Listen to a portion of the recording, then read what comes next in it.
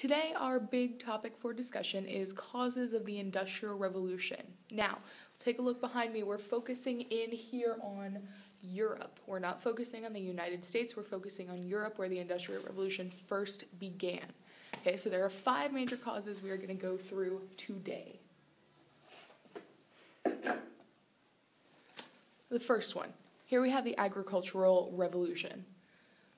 They first built dikes to retain water. A dike is basically a man-made dam. So it's a little hill of earth that you put to direct the water to flow different directions. Here we have crop rotation. So not always putting the same crops in the same places on the field. You rotate them. So you put the turnips here one year, you put the spinach here the next year, you put the turnips back where the spinach was last year. You move your crops around to make sure that the nutrients in the soil aren't getting unequally used.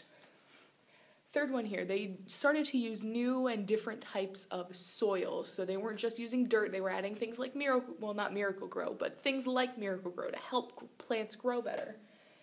And they made machines to spread these seeds evenly. So, instead of just chucking them out there like they had been for hundreds of years, there was a machine now that they drove that would make the seeds in a nice straight line. That helped make sure that the plants were growing in certain places and help with the crop rotation to make sure that they still had crops after a while. So down here, take a look at the overall. It says less people made more food. So food making was more efficient. It took less people to do it, and they got more food from the whole process, and they could use the fields longer.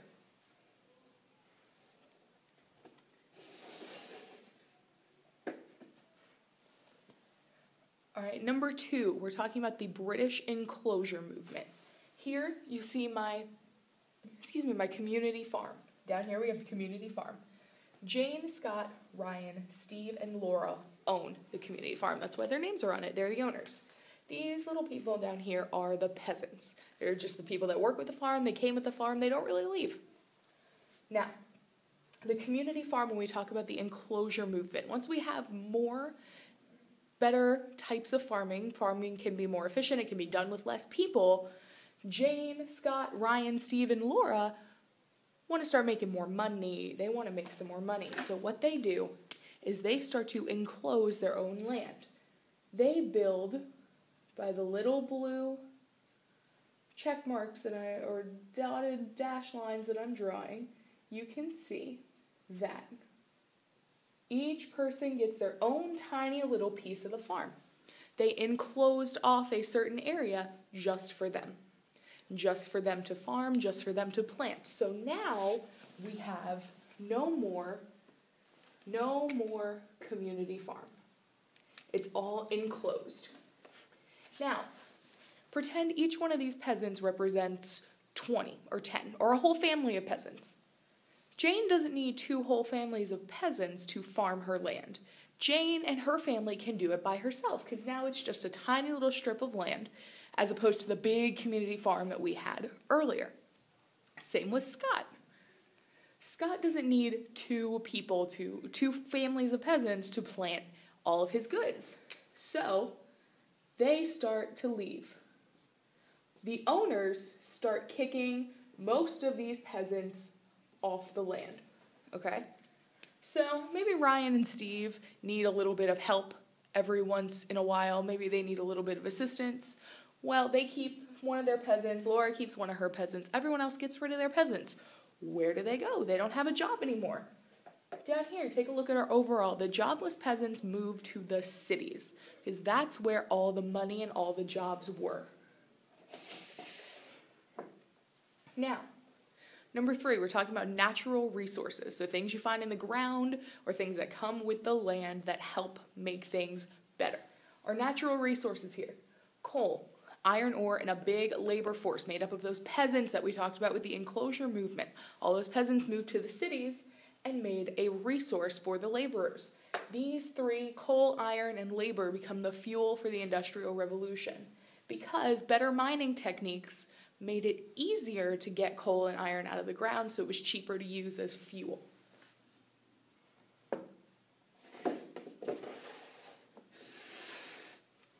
Number 4, some new technologies came up during this point in time. Watt built the steam engine. The steam engine could power trains, it could power machines, it could make machines stronger, and it could make machines do more things than they had done in the past. Eli Whitney's cotton gin. Cotton gin, you take the cotton, you put it in a box. You turn the handle like the Jack-in-the-Box, and the seeds in the cotton fall out. So the seeds fall out, but you still have nice fluffy cotton on top of the box. Okay, so that makes it easier to get cotton, pure cotton, from the seeds without having to mess with it for hours on end. Bessemer, he made steel. He figured out how to take iron, transform it, smelt it, and make it into steel. James Hargreaves made something called the spinning jenny. The spinning jenny was like 4 spinning wheels. Think of Rumpelstiltskin, where she has to spin the straw into gold with that big wheel. That was exactly what Hargreaves did, except he put about 4 of them together. So his spinning jenny did the work of about 4 spinning wheels at the same time. Think of how productive people are going to start to be. They can do 4 times the amount of work in the same amount of time. Okay? Overall, down here, there were cheaper and easier ways to make goods in factories. And our final slide. England specifically had a stable government. Over here, we see the English Bill of Rights signed by William and Mary. It limited the power of the monarchy, the king over here. Gave more power to the nobles. King has limited power, nobles have more power. Everyone's happy. People aren't thinking about revolution like they were in France. They're not worrying about who's going to invade them like they were in Spain and in Hungary and Austria after Napoleon took over. They're not worried about that in England. They're worrying about themselves. They're worrying about how they're going to make the most amount of money, okay? So people are concerned with themselves. They don't care about the government because the government's stable. They're happy with it. So they turn to other things they're not happy with. For example, how much money they're making, and they try to invest in businesses, and they try to be entrepreneurs. They try to work in factories in order to make more money, and that's how this whole Industrial Revolution gets started in England.